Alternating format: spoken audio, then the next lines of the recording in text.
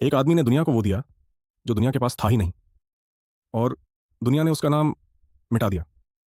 आपकी जेब में जो स्मार्टफोन है, उसका जीपीएस, उसका कैलकुलेटर, उसकी हर ऐप, उन सब की नींव में सिर्फ एक संख्या है, शून्य।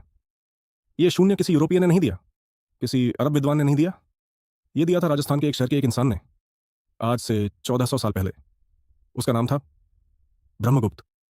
आपकी किसी भी टेक्स्ट बुक में यह नाम नहीं है। सवाल यह नहीं कि यह कैसे हुआ, सवाल यह है किसने यह होने दिया। और इससे भी बड़ा सवाल, क्या यह सिर्फ भूल थी या कुछ और। 628 ईस्वी, भीनमाल, राजस्थान का एक शहर गुजरात की सीमा से सटा हुआ, व्यापार के रास्तों पर बसा हुआ, उस वक्त के भारत के सबसे बड़े बौद्धिक केंद्रों में से एक। यहां एक लड़का था, पिता विद्वान थे, जिष्णुगुप्त। लड़के ने गणित पढ़ी, खगोल पढ़ा, ज्यामिति पढ़ी, लेकिन उसने एक चीज देखी जो किसी ने नहीं देखी थी। जब आप 10 में से 10 घटाते हैं तो क्या बचता है? उस जमाने के गणितज्ञ कहते थे कुछ नहीं। यानी वो कुछ नहीं, कोई संख्या नहीं थी, कोई नाम नहीं था, कोई अस्तित्व नहीं था। ब्रह्मगुप्त ने कहा, नहीं, वहां कुछ है, उसे एक नाम दो, उसे एक संख्या मानो। 1400 साल पहले राजस्थान की धूप में एक 30 साल के लड़के ने वो सोचा जो पूरी दुनिया नहीं सोच पाई थी, लेकिन सोचना काफी नहीं था। उसने जो अगला काम किया, उसने दुनिया की नींव बदल दी। 628 ईस्वी, ब्रह्मगुप्त ने एक ग्रंथ लिखा, ब्रह्मस्फुट सिद्धांत। यह सिर्फ किताब नहीं थी, यह वो दस्तावेज था जिसने गणित को हमेशा के लिए बदल दिया। 18वें अध्याय में उन्होंने लिखा, शून्य और शून्य का योग शून्य, धन और शून्य का योग धन, आण और शून्य का योग ऋण। सुनने में सरल लगता है। इन्हीं 3 नियमों के बिना आज का एक भी कंप्यूटर 1 सेकंड नहीं चल सकता। उन्होंने यह भी लिखा, ऋणात्मक संख्याएं क्या होती हैं, 2 ऋणात्मक संख्याओं को गुणा करने पर धनात्मक क्यों मिलता है, शून्य से भाग देने पर क्या होता है। हर वो नियम जो आपने स्कूल में इंटीजर्स के चैप्टर में पढ़ा, पहली बार यहां लिखा गया था, भीनमाल में, संस्कृत में, 7वीं सदी में। लेकिन यह ग्रंथ भीनमाल में नहीं रुका, यह कहीं और गया, और वहां जाकर कुछ बदल गया, कुछ ऐसा जो आज तक ठीक नहीं हुआ। 771 ईस्वी, ब्रह्मगुप्त के ग्रंथ के 143 साल बाद, बगदाद, दुनिया का सबसे ताकतवर खलीफा अल मंसूर, उसने एक काम किया जो इतिहास में दर्ज है। उसने भारत से विद्वानों को बुलाया, उनके साथ आया ब्रह्मस्फुट सिद्धांत। इतिहासकार अल बिरूनी ने खुद इसे डॉक्यूमेंटेड किया है।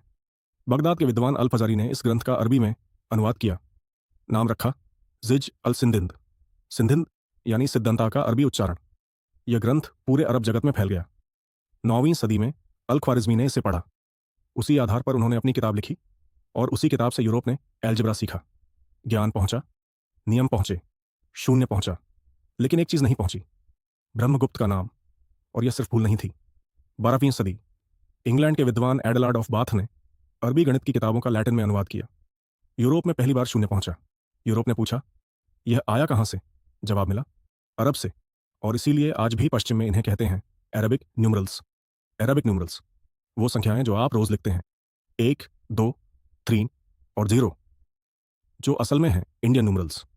अब यहां वो तथ्य है जो इस पूरी कहानी को सिर्फ ऐतिहासिक भूल नहीं रहने देता। इतिहासकार जॉर्ज गेवर्गे जोसेफ ने अपनी किताब the crest of the peacock में, ऑक्सफोर्ड यूनिवर्सिटी प्रेस से प्रकाशित, डॉक्यूमेंटेड किया है कि भारतीय गणित की उत्पत्ति को सिस्टमैटिकली नजरअंदाज किया गया। यूरोप में एक पूरी कोशिश थी यह साबित करने की कि आधुनिक ज्ञान की जड़ें ग्रीस और रोम में हैं। जो भी पूरब से आया, उसकी उत्पत्ति धुंधली कर दी गई। आज भी दुनिया के अधिकांश देशों में बच्चों को पढ़ाया जाता है, शून्य अरबों की देन है। भीनमाल में आज भी वो पुरानी गलियां हैं, लेकिन ब्रह्मगुप्त का नाम वहां भी कहीं बड़े अक्षरों में नहीं लिखा। तो सवाल यह है, क्या इतिहासकार इस बारे में एकमत हैं, या इस कहानी में अभी और परतें बाकी हैं? इस पूरी कहानी को लेकर इतिहासकारों में 3 नजरिए हैं। तीनों सुनिए, क्योंकि सच शायद किसी एक में नहीं है।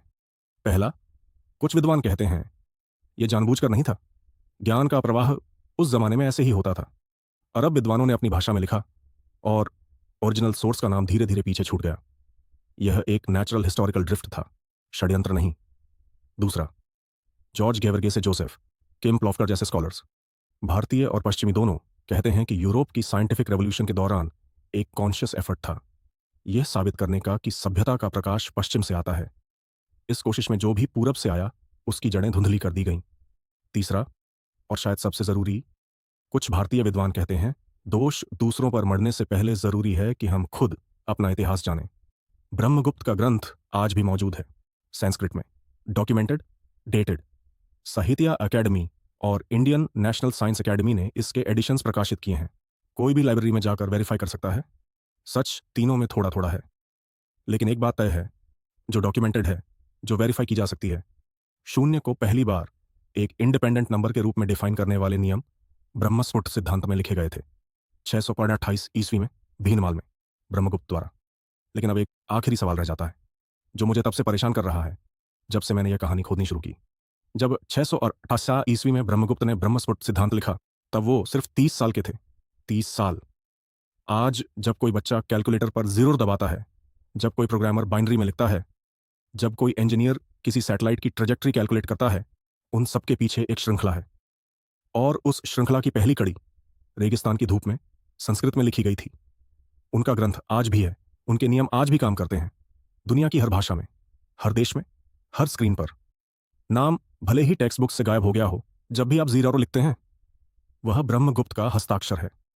कुछ लोग इतिहास बनाते हैं, कुछ लोग इतिहास हो जाते हैं, और कुछ लोग इतिहास बन जाते हैं फिर भी भुला दिए जाते हैं। सवाल यह है, क्या हम उन्हें भूलते रहेंगे? अगर ब्रह्मगुप्त की यह कहानी आपको नहीं लगी तो एक काम कीजिए, नीचे कमेंट में सिर्फ पूरी रोज़लाइत लिखिए। यह हमारा तरीका होगा उस इंसान को याद करने का जिसे दुनिया भूल गई।